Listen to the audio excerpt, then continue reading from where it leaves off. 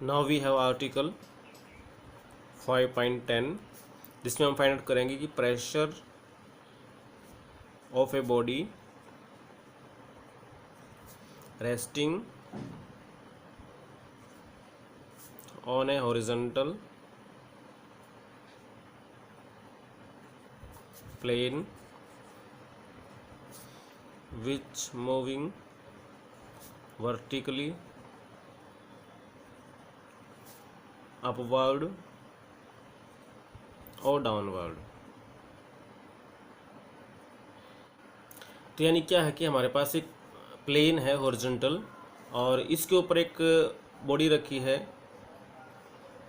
जिसका मास हम मान लेंगे m, और ये इसके ऊपर रेस्ट कर रही है। लेकिन जो ये प्लेन है ये मूव कर रहा है वर्टिकली अपवर्ड या फिर डाउनवर्ड, यानी मीन्स ये ऊपर जा रहा है या फिर ये नीचे जा रहा है। जैसे कि लिफ्ट में होता है, लिफ्ट या तो ऊपर जा रही होती है या नीचे जा रही होती है और हम उसके अंदर खड़े होते हैं। तो हमें ये पता करना है कि इस बॉडी का इस प्लेन के ऊपर क्या प्रेशर आ रहा है, तो हमें प्रेशर फाइंड आउट करना है। तो हम जो प्रेशर है उसको हम मान लेते हैं कि वो आर के बराबर है, क्योंकि जो प्रेशर होगा वही हमारे पास इस प्लेन का इस बॉडी के ऊपर रिएक्शन होगा आर। अब इसका जो वेट होगा वो डाउनवर्ड काम करेगा और वो होगा हमारे पास M G, means M G तो डाउनवर्ड काम करेगा, जो रिएक्शन है वो अपवर्ड काम करेगा। तो ये आर और एम जी आपके पास इक्वल हो जाते हैं अगर ये स्टेबल होती है। तो मीन्स ये जो प्लेन है अगर ये मूव नहीं कर रहा होता, एक जगह होता, तो हमारे पास ये इक्वल आ जाते हैं। लेकिन ये मूव कर रहा है, इस वजह से हमारे पास क्या होगा, ये इसके इक्वल नहीं आएगा, ये कुछ और ही आएगा। तो देखिए हम केस दे रखे हैं इसमें केस फर्स्ट है कि when the horizontal plane is moving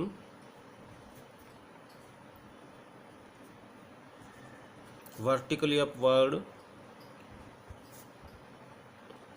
with acceleration f, means ये जो प्लेन है ये अपवर्ड डायरेक्शन में मूव कर रहा है और इसका एक्सेलरेशन हमने ले रखा है f। तो हमें फाइंड आउट करना है कि इस कंडीशन में जो ये r है वो कितना होगा, मीन्स ये रिएक्शन जो है वो कितना होगा। तो सबसे पहले हम क्या करेंगे, ये देख लेते हैं कि इस बॉडी के ऊपर कौन कौन सी फोर्सेस काम कर रही हैं। The forces acting on the body, तो इसका वेट काम कर रहा है, द वेट जो कि होगा एम जी के बराबर, मास इंटू एक्सेलरेशन, क्योंकि ग्रेविटेशनल एक्सेलरेशन जी होता है हमारे पास, एम इसका मास है तो एम जी ही इसका वेट आएगा, of the body acting downward, ये डाउनवर्ड काम करता है।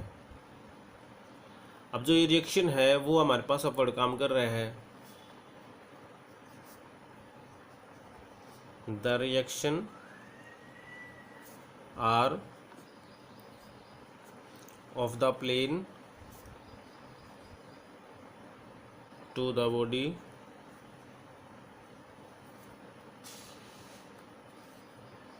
एक्टिंग वर्टिकली अपवर्ड, ये अपवर्ड काम कर रहा है रिएक्शन इसका प्लेन का। तो देखिए हमारे पास दो फोर्सेस काम कर रही हैं, हम इनका रिजल्टेंट क्या आएगा, देखिए क्योंकि जो प्लेन है वो अपवर्ड डायरेक्शन में मूव कर रहा है, इसका मतलब ये बॉडी भी अपवर्ड डायरेक्शन में मूव कर रही है। तो but the plane is moving vertically upward with acceleration f। तो therefore जो इफेक्टिव फोर्स होगी will be equal to m into में f। तो इफेक्टिव फोर्स क्या होगा, देखिए जो अपवर्ड मूव कर रही है तो हम क्या करेंगे, अपवर्ड जो रिएक्शन है r उसमें से डाउनवर्ड हमारे पास mg को माइनस कर देंगे और बराबर में आ जाएगा ये mf। यहाँ से हम देखें आर निकालना चाहें तो हमारे पास क्या आएगा, इसको उधर ले जाएंगे तो एम कॉमन आएगा और ये जी प्लस में एफ आ जाएगा।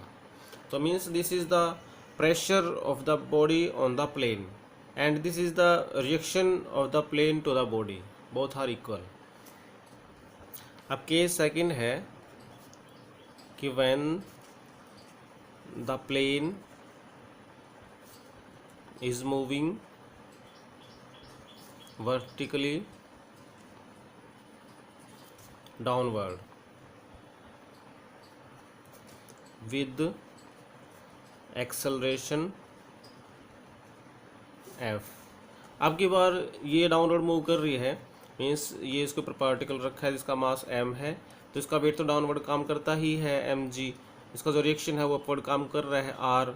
अब जो ये प्लेन है वो डाउनवर्ड जा रहा है जिसका एक्सेलरेशन हमने ले रखा है f। इस केस में देखिए जो इफेक्टिव फोर्स आएगी हमारे पास वो क्या बनेगी, डाउनवर्ड जा रहा है तो हमारे पास mg में से हम r माइनस करेंगे, तो देयरफॉर इफेक्टिव फोर्स का फॉर्मूला क्या होता है, m इंटू में f। वो डाउनवर्ड लिया हमने तो ये आपके पास ये और ये बराबर कर देंगे, तो देयरफॉर mg माइनस में r is equal to mf। यहाँ से r की वैल्यू हमारे पास क्या आ जाएगी, m इंटू जी माइनस में f। तो ये प्रेशर आ जाएगा इस बॉडी का इस प्लेन के ऊपर, या फिर इस प्लेन का इस बॉडी के ऊपर रिएक्शन आ जाएगा। अब केस थर्ड है कि when the downward acceleration is more than the acceleration due to gravity. Means plane का जो डाउनवर्ड एक्सेलरेशन है वो ग्रेविटी एक्सेलरेशन जो जी होता है उससे ज़्यादा है। तो यहाँ पर देखिए जो डाउनवर्ड एक्सेलरेशन है उसको हमने ले रखा होता है एफ, और जो ग्रेविटेशनल एक्सेलरेशन है वो होता है हमारे पास जी। तो ये एफ इस जी से बड़ा है, और ये डाउनवर्ड हमारे पास एक्सेलरेशन, तो हम ये सेकंड वाला केस लगाएंगे। तो therefore from case two R हमारे पास क्या हो जाएगा, एम जी माइनस में एफ, और एफ जी से बड़ा इसका मतलब नेगेटिव आ गया, तो ये नेगेटिव लिखा देंगे यहाँ पे। तो therefore the body is not in contact with plane.